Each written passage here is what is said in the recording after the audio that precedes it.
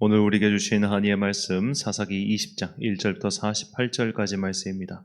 사사기 20장 1절부터 48절까지의 말씀.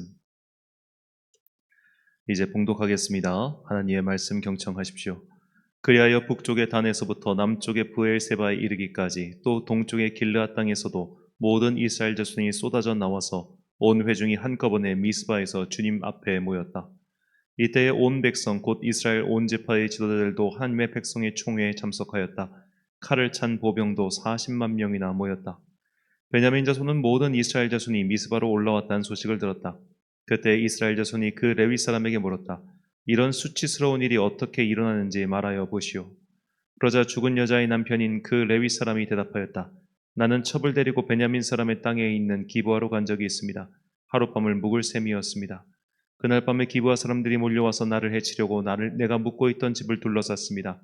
그들은 나를 죽이려 하였으나 나 대신에 내 첩을 폭행하여 그가 죽었습니다. 내가 나의 첩의 죽음을 토막내어 이스라엘이 유산으로 받은 모든 지역으로 보낸 것은 그들이 이스라엘에서 이처럼 음란하고 수치스러운 일을 하였기 때문입니다. 여러분은 모두 이스라엘 자손이 아니십니까? 이제 여러분의 생각과 대책을 내놓으십시오. 그러자 모든 사람이 한꺼번에 일어나서 외쳤다. 우리 가운데서 한 사람도 자기 장막으로 가서는 안 된다. 아무도 집으로 돌아가서는 안 된다. 이제 기브아 사람들에게 우리가 할 일은 이렇다. 제비를 뽑아 그들을 치자. 이스라엘의 모든 지파에서 100명마다 10명을, 1000명마다 100명을, 10,000명마다 1000명을 뽑아서 그들에게 군인들이 먹을 양식을 마련하게 하고 군인들은 베냐민 땅에 있는 기브아로 가서 기브아 사람이 이스라엘 안에서 저지른 이 모든 수치스러운 일을 벌하게 하자. 그리하여 모든 이스라엘 사람이 하나같이 뭉쳐서 그 성읍을 치려고 모였다. 이스라엘 지파들이 베냐민 온 지파에게 사람을 보내어 이렇게 말을 전하였다. 당신들 가운데서 이런 악한 일이 일어나다니 어찌 된 일이오? 그러니 당신들은 이제 기브아에 있는 그 불량배들을 우리 손에 넘겨서 우리가 그들을 죽여 이스라엘에서 이런 악한 일을 없애게 하시오. 그러나 베냐민 자손은 그들의 친족인 이스라엘 자손의 말을 들으려 하지 않았다. 오히려 베냐민 자손은 이스라엘 자손과 싸우러 나가려고 모든 성읍에서 기브아로 모여들었다. 그날에 모여든 베냐민 자손은 기브아의 주민들 가운데서 뽑은 700명 외에도 각 성읍에서 나온 칼을 쓸 줄 아는 사람 2만 6천 명이 합세하였다. 이 모든 사람들 가운데서 뽑힌 700명 왼손잡이들은 무릿매로 돌을 던져 머리카락도 빗나가지 않고 마치는 사람들이었다. 이스라엘 사람들에게는 베냐민 자손을 제외하고도 칼을 쓸 줄 아는 사람이 40만 명이나 있었는데 그들은 모두 잘 싸우는 용사였다. 이스라엘 자손이 일어나 베델로 올라가서 하나님께 여쭈었다. 우리 가운데 어느 지파가 먼저 올라가서 베냐민 자손과 싸워야 합니까? 주님께서 말씀하셨다. 유다 지파가 먼저 올라가거라. 다음 날 아침에 이스라엘 자손이 출동하여 기브아 맞은편에 진을 쳤다. 이스라엘 사람은 베냐민 자손과 싸우려고 나가서 기브아를 마주보고 전투 태세를 갖추었다. 그러자 베냐민 자손이 기브아에서 나와 그날에 이스라엘 사람 2만 2천여 명을 땅에 쓰러뜨렸다. 그래서 이스라엘 자손은 베델로 올라가서 주님 앞에서 날이 저물도록 목 놓아 울면서 여쭈었다. 우리가 다시 가서 우리의 동기 베냐민 자손과 싸워도 되겠습니까? 그때 주님께서 올라가서 싸워라 하고 말씀하셨다. 이스라엘 사람들은 스스로 용기를 내어 첫날 대열을 갖추었던 그곳으로 가서 다시 전투 태세를 갖추었다. 그 이튿날에 이스라엘 자손이 베냐민 자손을 치려고 가까이 나아갔다. 베냐민 자손은 이튿날에도 그들을 대항하려고 기브아에서 나와서 이스라엘 자손 18,000명을 땅에 쓰러뜨렸는데 죽은 이들은 모두 칼을 쓸 줄 아는 사람들이었다. 그러자 온 이스라엘 자손은 베델로 올라가서 주님 앞에서 목 놓아 울었다. 그들은 거기에 앉아서 날이 저물도록 금식하고 주님께 화목제와 번제를 드리고 주님께 여쭈었다. 그때는 하나님의 언약궤가 베델에 있었고 아론의 손자이며 엘르아살의 아들인 비느하스가 제사장으로 있는 때였다. 우리가 또다시 올라가서 우리의 동기 베냐민 자손과 싸워도 되겠습니까? 아니면 그만두어야 하겠습니까? 주님께서 말씀하셨다. 올라가거라. 내일은 틀림없이 내가 그들을 너희 손에 넘겨주겠다. 이스라엘이 기브와 둘레의 군인들을 매복시켰다. 사흘째 되는 날 이스라엘 자손은 베냐민 자손을 치러 올라가서 전과 마찬가지로 기브아 쪽으로 전투 태세를 갖추었다. 베냐민 자손도 그들을 대항하려고 나왔으나 꿰매 빠져 성읍에서 멀리 떠나게 되었다. 베냐민 자손은 한쪽은 베델로 올라가는 길과 만나고 다른 한쪽은 기브아로 가는 길과 만나는 큰 길과 들에서 전과 같이 이스라엘 자손을 치기 시작하여 그들을 30명가량 죽였다. 그러자 베냐민 자손은 이스라엘 자손이 처음과 같이 자기들에게 지고 있다고 생각하였다. 그러나 이스라엘 자손은 우리가 도망치는 척하여 그들을 성읍에서 큰 길까지 꿰어내자 하고 말하였다. 그때 모든 이스라엘의 주력 부대는 자기들이 있던 자리에서 일어나 바알 다말에서 대열을 갖추었으며 이스라엘의 매복 부대는 기브아 주변에 숨어 있다가 거기에서 쏟아져 나왔다. 온 이스라엘에서 뽑힌 10,000명이 기브아 정면에 이르자 전투는 치열해졌다. 그러나 베냐민 자손은 자기들에게 재앙이 미친 것을 알지 못하였다. 주님께서 이스라엘 앞에서 베냐민을 치셨으므로 그날 이스라엘 자손이 칼을 쓸 줄 아는 베냐민 사람 25,100명을 모두 쳐 죽였다. 그제서야 베냐민 자손은 자기들이 패한 것을 알았다. 이스라엘의 주력 부대가 자기들이 있던 자리를 베냐민에게 내주고 물러선 것은 기브아 둘레에 매복시켜둔 병력을 믿었기 때문이다. 매복한 군인들이 급히 나와 기브아로 돌격하여 사방으로 흩어져서 칼날로 기브아의 성읍 주민을 다 쳐 죽였다. 이스라엘 주력 부대와 매복 부대 사이에는 성읍에서 큰 연기가 구름 기둥처럼 치솟는 것으로 신호를 삼자는 약속이 이미 되어 있었다. 이스라엘 사람들이 싸우다가 물러서자 베냐민 사람들은 이스라엘 사람들 30명가량을 쳐 죽이면서 이스라엘 사람들이 지난번 싸움에서처럼 자기들에게 꼼짝없이 진다고 생각하였다. 그러나 성읍에서 연기가 구름 기둥처럼 치솟아 오를 때에 베냐민 사람들이 뒤돌아보니 온 성읍이 불바다가 되어 불길이 하늘로 치솟는 것이 아닌가. 이스라엘 사람들이 반격하니 베냐민 사람들은 패색이 짙은 것을 깨닫고 몹시 겁에 질렸다. 그들은 이스라엘 사람들 앞에서 물러나 광야길로 방향을 돌렸으나 퇴로가 막혔다. 그들은 이스라엘 주력 부대와 성읍을 치고 나온 부대 사이에 끼어 협살당하고 말았다. 이스라엘 사람들은 베냐민 사람들을 포위하고 쉬지 않고 동쪽으로 기브아 맞은 쪽에 이르기까지 추격하며 쳐부수었다. 그때 베냐민 사람들은 18,000명이나 쓰러졌는데 그들은 모두 용사였다. 베냐민 나머지 패잔병은 방향을 바꾸어 광야 쪽 림몬 바위에 있는 데까지 도망쳤으나 이스라엘 사람들이 큰 길에서 5,000명을 이삭 줍듯이 모조리 죽이고 기도메까지 쫓아가서 덮쳐 또 2,000명을 죽였다. 베냐민 사람들 가운데서 칼을 쓸 줄 아는 사람 25,000명이 그날 모두 쓰러졌는데 그들은 모두 용사들이었다. 그러나 600명은 방향을 돌려 광야 쪽 림몬 바위까지 도망쳐서 넉 달을 그 림몬 바위 있는 곳에서 숨어 살았다. 이스라엘 사람들은 다시 베냐민 자손에게로 돌아와서 그 성읍에서 사람이나 가축할 것 없이 닥치는 대로 모두 칼로 쳐서 죽였다. 그들은 그 일대의 성읍도 모두 불살랐다. 아멘. 공든탑도 쉽게 무너진다라는 제목으로 하나님의 말씀 선포하겠습니다. 자, 어제에 이어서 오늘 본문은 이 베냐민 지파에 속한 기브아 땅에서 벌어진 그 엽기적인 사건으로 인해 이스라엘 지파 사이에 벌어진 내전에 대한 이야기입니다. 이때 내전에 참여한 군사의 숫자가 베냐민 지파만 해도 26,700명이었고 이스라엘 나머지 11지파 참가 인원이 40만 명이었습니다. 이 인원들은 모두 전투에 참가한 인원들입니다. 내전은 격렬했고 첫 번째 싸움과 두 번째 싸움에서 이스라엘 지파 연합군의 피해만 해도 4만 명이나 되었습니다. 첫째 날에 22,000명, 두 번째 싸움에서 18,000명이 사망했죠. 그리고 마지막 싸움에서 베냐민 지파 쪽의 피해도 25,100명이 되었습니다. 자, 이렇게 해서 베냐민 지파에서 살아남은 이제 군인들 숫자는 600명이라고 오늘 본문이 말하고 있죠. 그렇다면 양쪽 합해서 이 65,100명, 약 한 66,000명 가량이 사망한 그야말로 대규모의 전쟁이었습니다. 자, 이게 생각해보면 이게 얼마나 비례가 안 맞습니까? 한 사람의 어떻게 보면 죽음과 그 원한, 그리고 그 여성을 어떻게 보면 살해한 그 기브아의 불량배들 숫자가 고작해야 몇 명이나 되겠습니까? 그 사람들 때문에 6만 명이 넘는 사람들이 죽었습니다. 자, 오늘 본문은 이 사건이 일어난 시기를 대략 짐작할 수 있게 하는 중요한 힌트가 등장합니다. 본문 28절 말씀. 아론의 손자인 엘르아살의 아들 비느하스가 그 앞에 모시고 섰더라. 이스라엘 자손들이 여쭈기를 우리가 다시 나아가 내 형제 베냐민 자손과 싸우리까 말리까니 여호와께서 이르시되 올라가라 내일은 내가 그를 내 손에 넘겨주리라 하시는지라. 아멘. 자, 엘르아살의 아들 비느하스, 즉 3대 대제사장인 비느하스가 대제사장으로 섬기고 있을 당시에 이 일이 일어났다고 증언하고 있습니다. 자, 그렇다면 이 사건 또한 이 사사기 전체 시대에서 매우 초반부에 일어난 사건임을 알 수 있죠. 우리가 지난번에 살펴봤던 이 미가의 사건, 그리고 단지파와 미가 사이의 이 사건 또한 이스라엘 그 사사기 역사 초창기의 사건이라고 말씀을 드렸습니다. 아직 북쪽의 단을 정복하지 못했을 때니까요.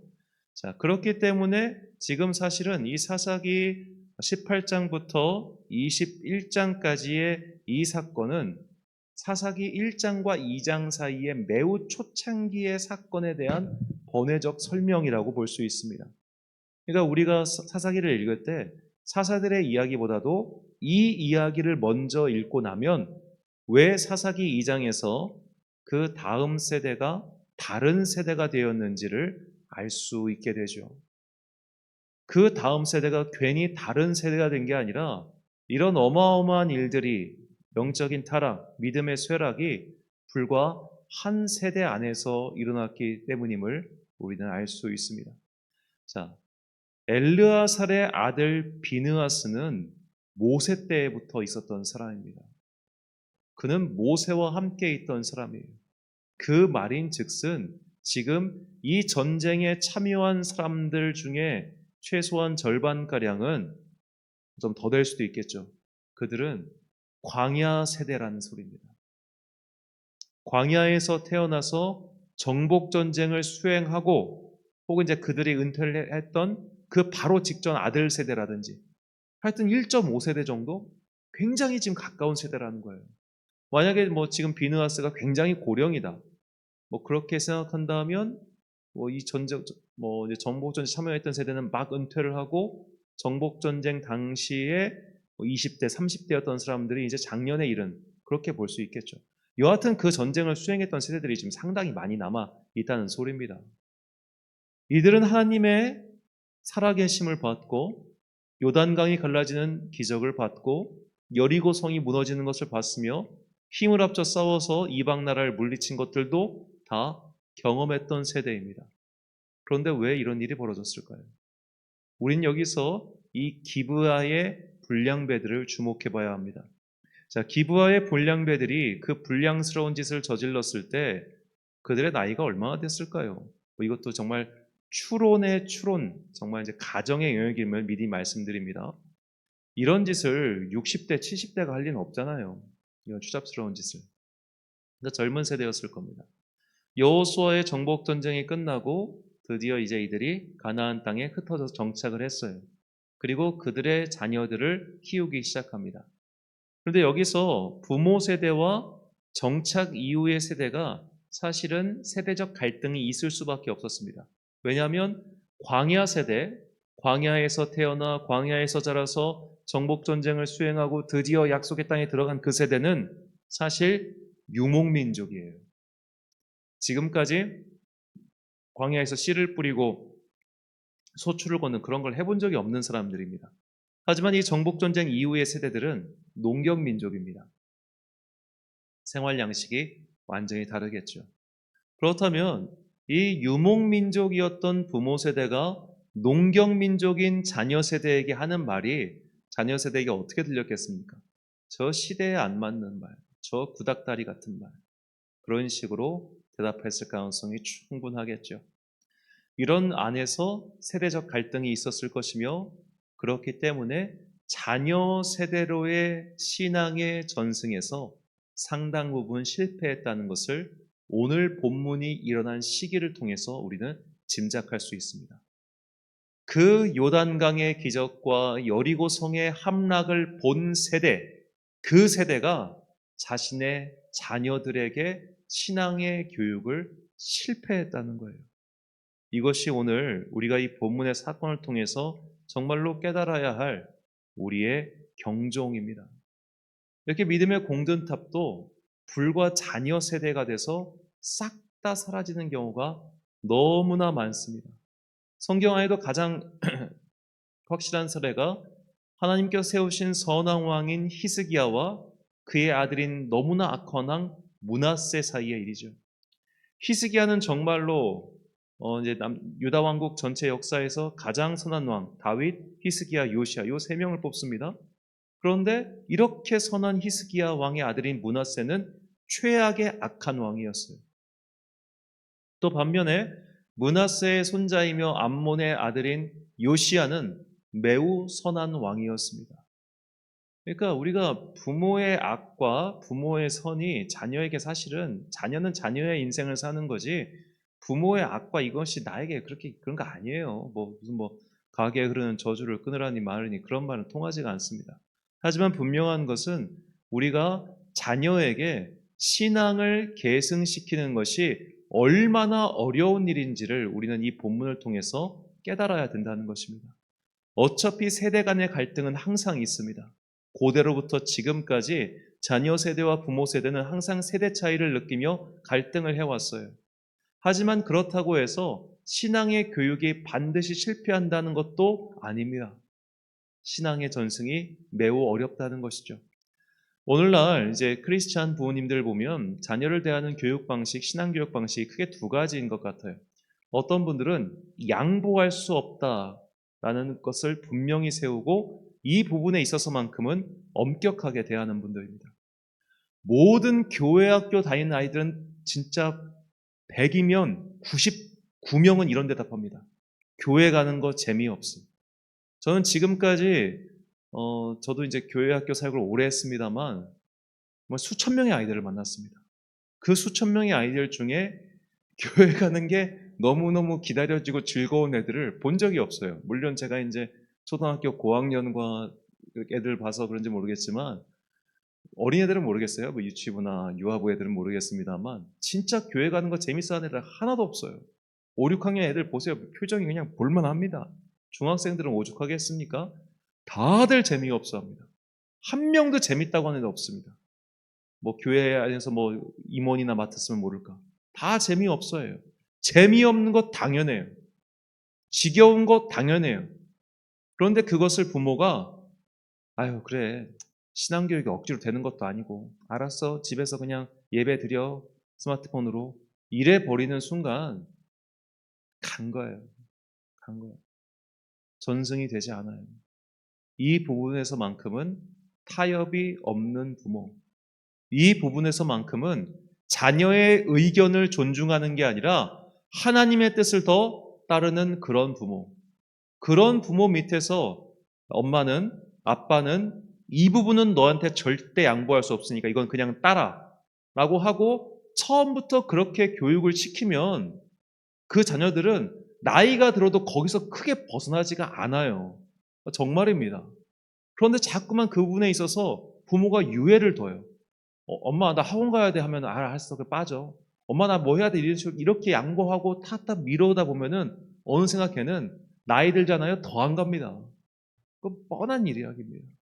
그래서 엄격한 부모가 있고 이분에서 느슨한 부모가 있는데 안타깝지만 이렇게 느슨한 부모님들은 나중에 자녀가 30대 40대 되잖아요. 교회 안 다니고 있어요. 그 나이 되면 더 안 다녀요. 그런 일들이 부지기수로 많이 일어납니다.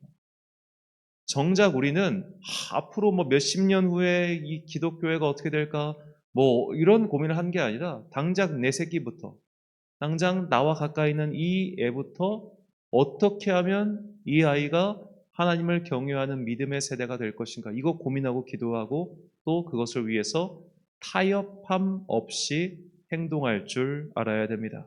그래서 잠언 기자는 우리에게 이렇게 가르치죠.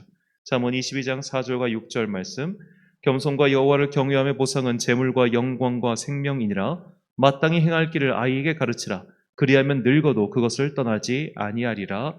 아멘. 마땅히 행할 길, 곧 하나님 앞에서 겸손하고 하나님을 경외하는 삶을 가르쳐야 합니다. 그러면 자녀가 그 길에서 떠나지 않을 것이라는 것이죠. 이것은 자녀의 의사를 존중하는 방식으로 교육하는 것이 아니라 이것은 너의 의사와 상관없이 반드시 지켜야 할 삶의 규율이라는 것을 분명히 세운 채 그것을 지키기 위해서 때로는 강압적인 방식까지도 동원할 수 있다는 겁니다. 왜 잠언의 지혜자가 이 자녀 교육과 엄한 것, 채찍질 이런 표현을 썼을까요? 우리는 모두가 다 본질상 진노의 자녀, 죄의 때가 묻은 사람들이기 때문에 하나님 섬기는 걸 다 싫어합니다. 좋아하는 사람이 드뭅니다. 모두가 싫은 것이기 때문에 그 싫은 마음을 채찍질해서라도 굴복시키고 하나님 앞에서 겸손히 행할 수 있는 훈련을 한다는 것이죠. 믿음은 내가 그것이 기분 좋기 때문에 따르는 길이 아니라 내 기호에 달려있는 게 아니라 우리가 순종하고 따라야 할 훈련의 기림을 잊지 마십시오. 사랑하는 천안광성교회 성도 여러분, 그리고 이 새벽을 함께 깨우고 계신 귀한 주님의 자녀 여러분, 광야 세대는 자신들이 체험한 은혜와 하나님께서 살아계심에 대한 증거를 자녀들에게 제대로 전달하지 못했습니다. 우리가 그 세세한 내용까지는 알 수 없습니다만 분명한 것은 그들은 믿음의 전승에 실패했다는 것이죠. 그 결과 참 많은 사람들의 피가 흐르고 또 죽음이 닥쳐왔습니다. 우리도 얼마든지 이런 경우가 생길 수 있습니다. 자녀에게 신앙을 전승시키지 못해서 애태워하는 부모님들이 얼마나 많습니까? 고등학교 때까지는 그래도 교회를 다니다가 대학생부터 조금씩 소원해지는가 싶더니 나중에 직장 생활하고 결혼 생활하면선 완전히 교회와 멀어진, 주님과 멀어진 자녀가 어디 한둘이겠습니까? 다들 할 말이 있을 겁니다. 바빠서요. 이것저것 이유 때문에요. 이유가 없는 인생 하나도 없더군요. 부모님들에게도 물론 할 말이 있을 겁니다. 대학생 돼가지고 타지로 떠났는데 그것부터 내가 손을 댈 수가 없잖아요. 자녀가 믿음을 온전히 가지지 못한 게 100% 부모 탓이라고 말할 수는 없습니다. 그의 성질이 더러워서일 수도 있습니다. 충분히요. 그렇기 때문에 우리는 첫째로 자녀가 내 품 안에 있는 한은 이 부분만큼은 타협 없이 키워야 됩니다. 그리고 그 다음에 이 아이가 성인이 되어 독립한 이후에 만약 벌어진 일들에 대해서는 나는 책임이 없는 것이죠. 그 부분의 이후의 일들은 결국 내가 주님께 기도하면서 간절히 바랄 뿐입니다. 희망 섞인 말씀을 마지막으로 드리자면 저희 교회 앞에는 기독교 백화점이 있는데 어느 날 기독교 백화점 앞에서 이제 성경 노트, 필사 노트를 사기 위해 기다리는 한 성도님을 그냥 우연찮게 뵌 적이 있어요. 그 성도님이 성경 필사 노트를 사러 온 이유는 단순했습니다. 어머니의 평생 소망이 자기 딸이 교회 다니는 거였어요. 하나님 믿는 거였어요. 옛날엔 다녔는데 왜 지금은 안 다니냐. 그 마음을 가지고 성경을 필사하셨어요. 그리고 어머니께서 돌아가셨어요. 어머니 유품을 정리하다가 그 필사 노트를 봤는데 그 필사 노트 한 켠에 우리 딸이 주님 믿게 해주세요. 그런 기도문이 파곡하게 적혀 있더라는 겁니다. 그거 때문에 펑펑 울면서 그래 내가 이제라도 어머니 소원 들려드려야겠다 해가지고 교회를 다니기 시작했고 얼마 뒤부터 또 성경 필사를 본인께서 하기로 하신 거예요. 자, 언제 믿음이 회복될지는 몰라요. 어떤 방식으로 믿음이 되살아날지 우리는 알 수 없습니다. 그것이야말로 정말 그분과 하나님 사이의 일이겠죠. 모든 부모님들이 잊지 말아야 될 것은 내 손에 있을 때는 엄격하게 그리고 내 손을 떠난 후에는 기도로서 자녀가 믿음을 가질 수 있기를 소망해야 됩니다. 이렇게 할 때 비로소 우리의 믿음은 우리에게서 끝나는 것이 아니라 우리의 다음까지 이어지는 아름다운 줄다리기가 될 것입니다. 우리 믿음의 선조로부터 이어오는 이 아름다운 믿음의 이어달리기를 계속해서 후대에 바톤을 전할 수 있는 여러분과 제가 되시길 주님의 이름으로 축원합니다. 기도하겠습니다. 사랑과 내가 풍성하신 아버지 하나님, 광야에서 하나님을 만나고 또 여리고를 들어와 정복 전쟁을 치르며 하나님의 권능을 체험했던 세대는 안타깝게도 그들의 자녀들에게 하나님의 높고 위대하심을 제대로 전하지 못했습니다. 그리하여 이스라엘 내에서 이런 내전이 발발해 수만 명의 사람들이 애꿎은 목숨을 피를 흘렸습니다. 이 싸움은 이스라엘 내에 짙은 상흔을 남겼고 그리하여 이어지는 사사들의 시대에 서로 반목하고 화목하지 못하고 함께 힘을 합쳐 싸우지도 못하는 그런 안타까운 상황을 연출하고 말았습니다. 주님, 우리의 믿음이 우리의 다음 세대에게 오롯이 전달될 수 있도록 그들에게 은혜 베풀어 주옵소서. 우리의 자녀들이 우리의 통제 안에 있을 때는 엄격하게 예배 생활과 신앙 생활에 주력할 수 있도록 부모에게 단호한 마음을 허락하여 주시고 그들이 부모의 손을 떠나 성인이 된 이후에는 주님께서 그들의 삶을 인도하여 주시기만을 간절히 바랄 뿐입니다. 우리의 믿음이 우리에게서 끝나는 것이 아니라 우리의 다음 세대까지 계속해서 이어질 수 있도록 이 믿음의 이어달리기가 끊어지지 아니하도록 주님 은혜를 베풀어 주옵소서. 오늘 주님을 섬기는 집안 가운데 기쁨의 좋은 소식을 허락해 주시니 감사합니다. 이제 새롭게 태어날 생명 위에 주님께서 복의 복을 더하여 주셔서 그 작은 생명이 그 온 집안에 큰 기쁨 되게 하여 주옵소서. 더운 여름날 태어났으니 이 시원한 얼음 냉수와 같은 은혜를 주님께서 그 가정 가운데 부어주사 특별히 그 자녀가 아름답게 자라면서 주님의 손에 이끌려 주님의 도구가 되는 하나님 나라의 백성 되게 하여 주옵소서. 출산하시는 산모에게도 주님께서 은혜 베풀어 주셔서 모든 과정을 통하여 건강을 잃지 않고 평안하게 하여 주옵소서. 날씨가 무척 덥고 습한 초복 날입니다. 이 더위가 우리 어르신 성도님들의 건강을 상하지 아니하도록 주님께서 비를 막는 우산이 되어 주시고 햇살을 막는 구름이 되어 주옵소서. 오늘 하루도 참 좋으신 우리 주님의 은총과 평강이 모든 성도들의 가정 가운데 임하기를 간절히 소망하오며 이 모든 말씀 우리 구주 예수 그리스도의 이름으로 기도드립니다. 아멘. 오늘의 기도 제목입니다. 우리는 본질상 진노의 자녀, 심판받을 존재이기에 하나님을 섬기는 것을 잘하지 못합니다. 신앙의 게으름에 빠지지 않도록 기도를 통해 스스로를 경계하시기 바랍니다. 오늘 주신 기도의 제목 가지고 기도와 묵상에 힘쓰는 하루 되겠습니다. 기도하십시오.